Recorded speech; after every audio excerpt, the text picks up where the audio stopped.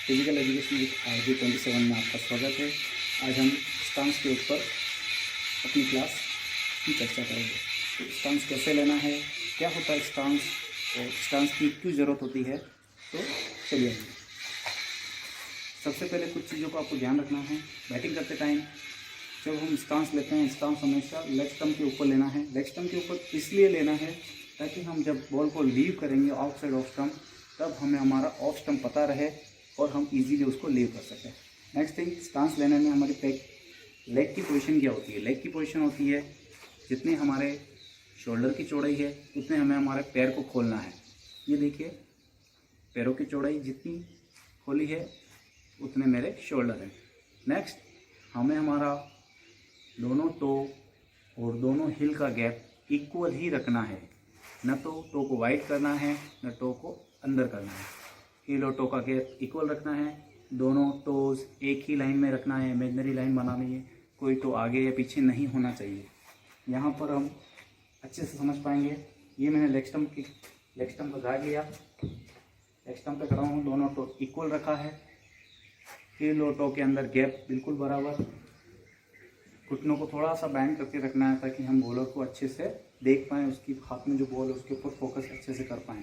कमर को थोड़ा सा बैंड करके रखना है ताकि बैक पेन का प्रॉब्लम ना हो, क्योंकि जितना हम ऐसे कड़क होकर रहेंगे, टाइट रहेंगे, तो हमें ज़्यादा लंबी बैटिंग नहीं कर पाएंगे। तो बैक को थोड़ा सा रिलैक्स रखना है जिससे हम हमारे कमर के ऊपर थकान जल्दी ना आए और हम लंबी बैटिंग कर पाएँ। नेक्स्ट जो चीज़ होती है, हमारा हेड होता है। हेड पोजीशन बिल्कुल शोल्डर के बिल्कुल पास रखना है। आंखों को बिल्कुल बॉलर की तरफ रखना है, बैंड करके रखना है अपने आप को।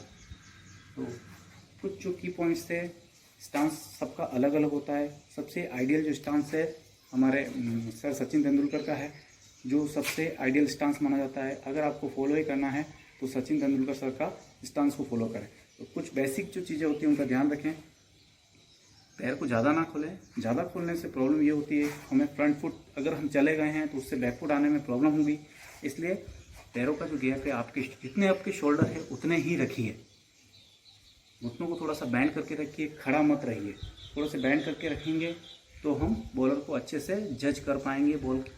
जो बॉल हमारे पास आने वाली है उसकी लेंथ को अच्छे से पढ़ पाएंगे।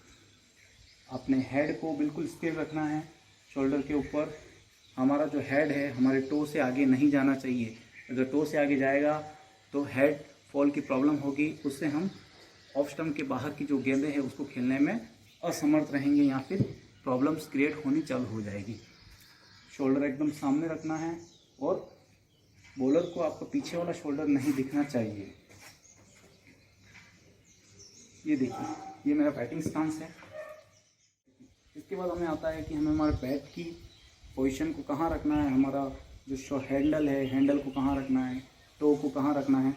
तो सबसे आसान तरीका है, आपका जो राइट लेग है या बैक फुट है, बैक फुट के जस्ट आगे आपके बैट को रखना है और आपके जो बैक का हैंडल है उसको आपको आपकी थाइस के पास में होल्ड कराना और उसके बाद आप अपना ग्रिप कर लीजिए और यहीं से हमें टैपिंग करना है।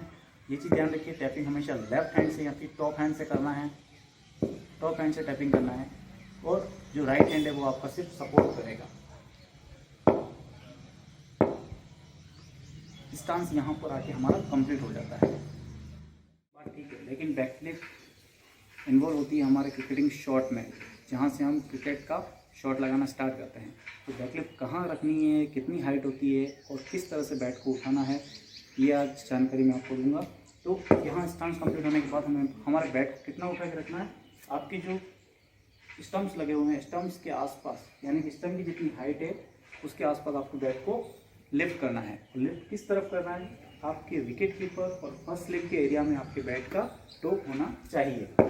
ये जी, बैट की हाइट कितनी है, ऑलमोस्ट स्टम्प्स से थोड़ा सा ऊपर है। बैट का जो टो है वो विकेट कीपर और फर्स्ट स्लिप के बीच में है।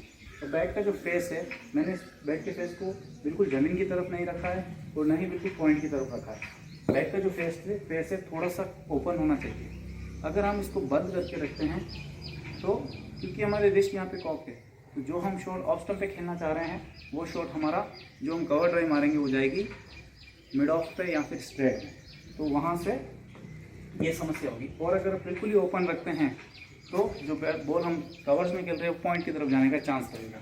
तो अगर हमारा ग्रिप सही है और हमने रिस्ट को पूरा कॉप किया है तो जो हम शॉट जहाँ खेलना चाहते हैं वहीं जाएगा। कवर ड्राइव खेलना चाहते हैं तो कवर में ही जाएगा। उसके लिए हमें हमारे बैट का फेस थोड़ा सा ओपन रखना है और रिस्ट को कॉक करके रखना है। ये देखिए रिस्ट को कॉक करके रखना है। अगर कहा जाता है कि बैट का फेस आपका बंद है तो बैट का फेस खोलने के लिए आपको रिस्ट को घुमाना नहीं है। रिस्ट जैसे घुमाएंगे हमारा बैट का फेस ज़्यादा खुल जाएगा, या फिर जब ज़्यादा खुल जाएगा तो बैट का फ्लो गलत हो सकता है। तो बैट का ग्रिप सही कीजिए। बैट का फेस अगर गलत आ रहा है तो आपका बैट का ग्रिप गलत हो सकता है। बैट के ग्रिप को सही कीजिए, बैट का फेस अपने आप सही हो जाएगा।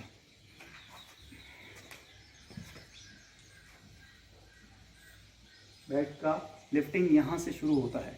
यहाँ से हम जब भी शॉट खेलते हैं, अगर हमें कवर ड्राइव खेलना है तो ये बेसिक बैट लिफ्ट है। इसके बाद में जैसे ही कवर ड्राइव खेलने के लिए हम जाते हैं तो बैट अपने आप फाइनल की तरफ चला जाएगा, शोल्डर डीप हो जाएगा और कवर ड्राइव के लिए ये प्रिपेयर हो जाएगा। होप आपको ये वीडियो अच्छा लगा होगा। अगर आपको ये वीडियो पसंद आए तो वीडियो को लाइक करें, कमेंट करें, और जिन्होंने चैनल को सब्सक्राइब नहीं किया है चैनल को सब्सक्राइब कीजिए, क्योंकि आने वाले दिनों में हम क्रिकेट के जितने भी वर्टिकल, हॉरिजॉन्टल और लॉफ्टेड शॉट हैं उनके बारे में हम चर्चा करेंगे। तो थैंक यू सो मच।